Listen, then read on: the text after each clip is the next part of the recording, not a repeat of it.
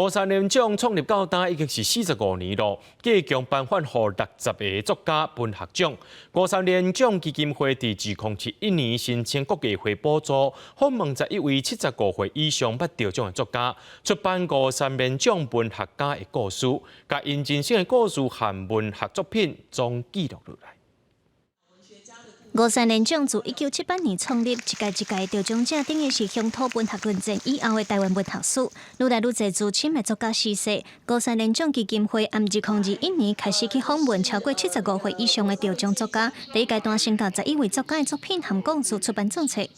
把这些得奖人的故事编绘成册，因为有各位的作品跟创作，把台湾的艺术界推升到更高的层次。 那也丰富了台湾的历史跟文化。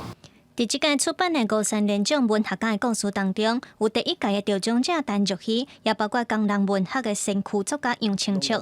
伊唔那写小说投入党国运动，嘛因为感慨台湾人哪来哪袂晓讲台语，发起台华双语教学运动。在1992年出版台华双语书典。另外，也有大家拢正熟的乡土文学家高升，也佮有用摄影和写作关怀生态的荒野保护协会创办人池仁修等等。受到疫情的影响，前后3档才完成，其中白秋伫今年初过身，也那是认真形态是身体欠安无访问到。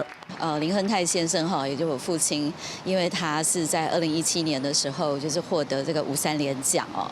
那这次的这本书呢，就是访问了过去的这个得奖者哈。那所以当然当中也应该是包括我父亲了哈。不过因为去年因为还在疫情的关系。 然后他年纪也大了，所以就没有收录他的这个部分。